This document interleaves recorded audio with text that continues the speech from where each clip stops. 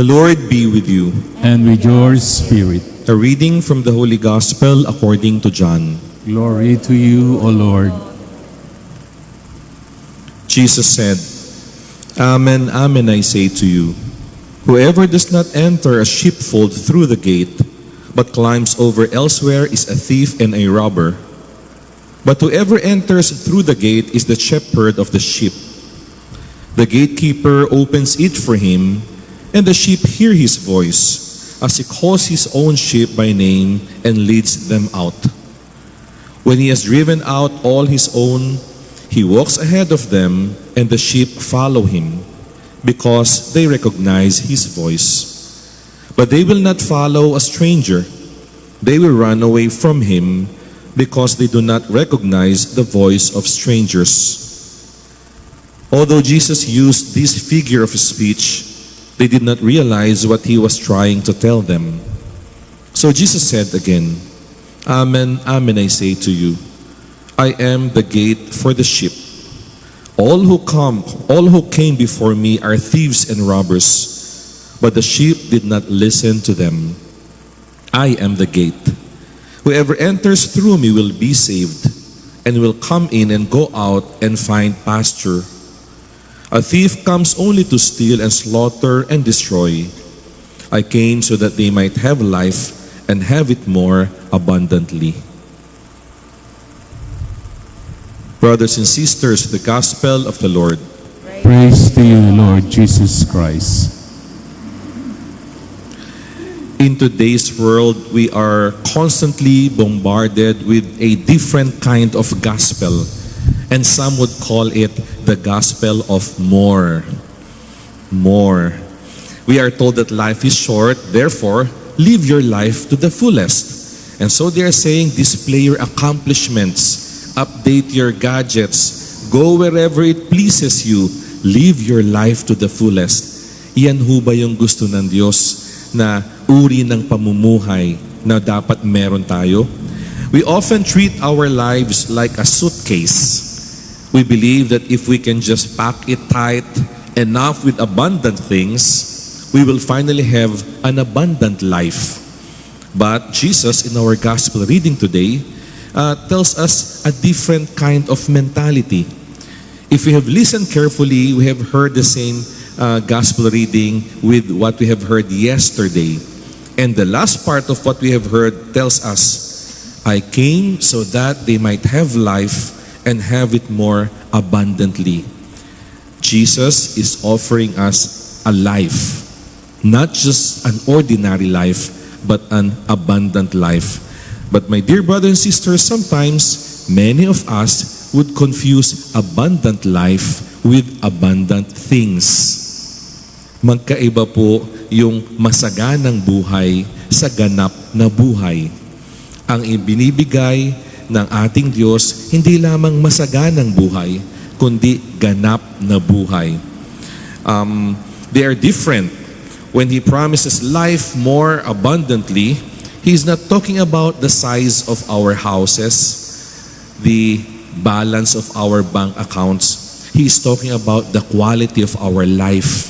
He's talking about the quality of our soul. So ano po ba yung gustong ibigay ng Diyos sa atin? In order to understand it a little bit more, let us contrast and compare abundant things with abundant life. Some people might think, I have very few things in my life, and so my life is miserable.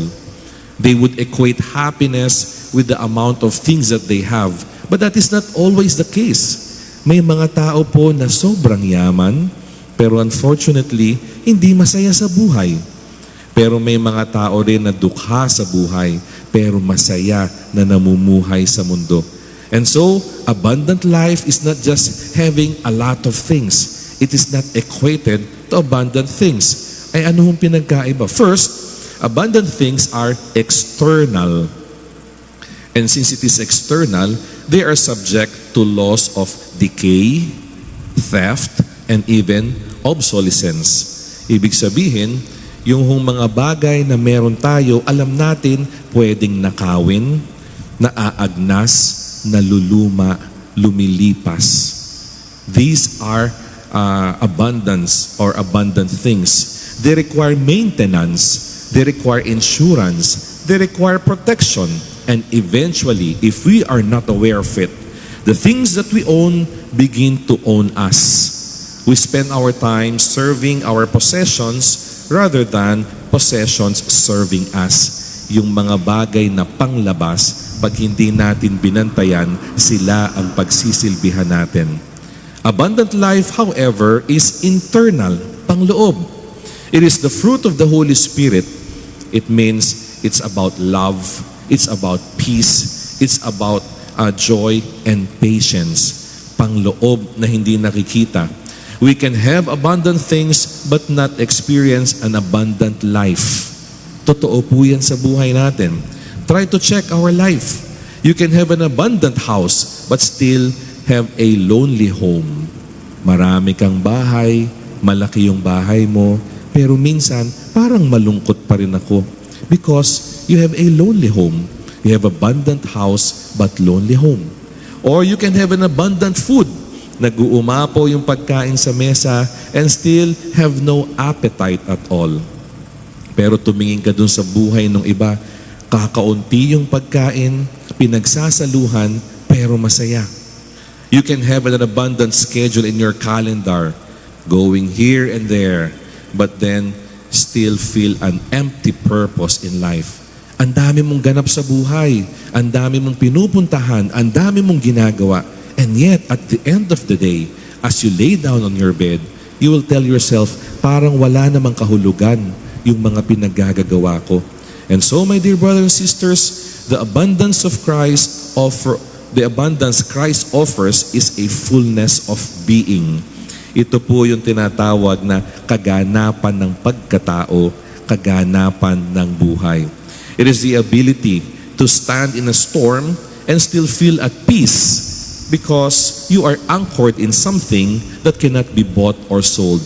Meron ka ng pinagdadaanan sa buhay, nakakangiti ka pa rin. Meron ka ng problema, pero hindi ka pa rin nawawalan ng pag-asa. You know you have the fullness of life if you have these kinds of attitude. And so let's try to look at the math, the logic of abundant things and abundant life. In the logic of abundant things, we always think about addition. To have abundant things, acquire more, keep more, hoard more. Kailangan nating makabili ng marami, magtago ng marami, mag-imbak ng marami. That is the logic of abundant things. But the logic of abundant life is not addition. Rather, it is multiplication. Bakit multiplication? In the kingdom of God, the more love you give away, the more you will have love. In the kingdom of God, the more mercy you extend, the more mercy you receive. It multiplies. In the kingdom of God, the more happiness you try to give to other people, the more happiness you will experience. Yun po yung kaganapan ng buhay. Hindi tayo takot mawalan. Hindi tayo takot magbigay. Because the more we give to other people, the more it comes back to us, the more we experience them. Kaya tingnan niyo po, kapag magagalitin kayo, panay kayo galit. Kapag suspisyoso kayo, pinagsususpetsyahan din kayo ng ibang tao. But if you are joyful, smiling, subukan niyo pong ngumiti sa makakasalubong niyo, ngingitian din kayo niyan. Subukan niyo pong maging generous sa isang tao. Pag may pagkakataon niyan, they'll give back the blessing to you. Subukan niyo pong magpatawad sa isang tao. Madali rin kayong pinapatawad. Pero subukan niyong magdamot, maging makasarili, magiging miserable ang buhay natin. And the key word for abundant life is found in the word outpouring. Nag-uumapaw. Just as a spring of water is only abundant if it flows out to water the earth, our lives are only abundant when they flow toward God and our neighbor. Alam mo, nag-uumapaw yung buhay mo kapag ka ito ay umaagos din sa iba, kapag umaagos patungo sa Diyos. And so, if the water stops flowing and just sits there, it becomes a stagnant pond. Bumabaho, namamatay. At ito po yung mensahe sa atin. I would like to remind each one of us, Jesus is offering us an abundant life, but not necessarily abundant things. And so it's good to ask ourselves, how do we move from from a life of things to a life of abundance? Siguro po, practicein natin yung dalawang bagay. First is the practice of detachment and the practice of attachment. We detach ourselves from the things of the world. Kung anong meron sa atin, lagi nating tanungin, does this give me an abundant life? Or does this create a wall between me and God? Kapag kaho ang sagot, hindi nagbibigay ng kaganapan ng buhay, drop them, leave them. Pero we are called to attach to our Savior. Just like a sheep who would stay close to their shepherd, we are called to stay close to our God. Attach ourselves not to the material things, but to God Himself. Alam natin, lagi tayong pinapaalalahanan. Pag namatay tayo, wala tayong bibit-bitin. Hindi natin ipapakita kay Lord, tingnan niyo Lord, ang laki ng bank account ko. Tingnan niyo Lord, yung properties ko. Walang pakialam yung Diyos yan. Ang tangi daw tatanungin sa atin, how did we live our life on earth? Kahit walang pera, kahit kulang sa pera, pwede po tayong mamuhay ng marangal at ganap. And that is the kind of life that God is offering to us. Practice ourselves attaching to God and stay close to God. And as Paul reminds us, if God is with us, who can be against us?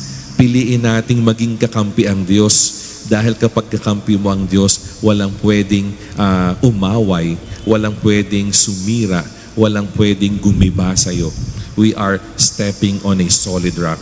And so, my dear brothers and sisters, as we continue this Mass, let us thank the Lord for the gift of life. Unang-una, dahil binigyan tayo ng buhay. And as we thank Him for the gift of life, let us always pray that our hearts would always be attached to Him, that we would always stay close to Him, so that we will experience not only abundant things, but abundant life. But to remind you, my dear brothers and sisters, if we are living with God, then definitely we will not be lacking. Hindi ho lahat ng namumuhay ng marangya ay may kaganapan ng buhay. Pero ang may kaganapan ng buhay, para na ring namumuhay ng marangya. Today, let us stop chasing the things that fill our hands. Rather, let us start receiving life that fills our hearts. Amen.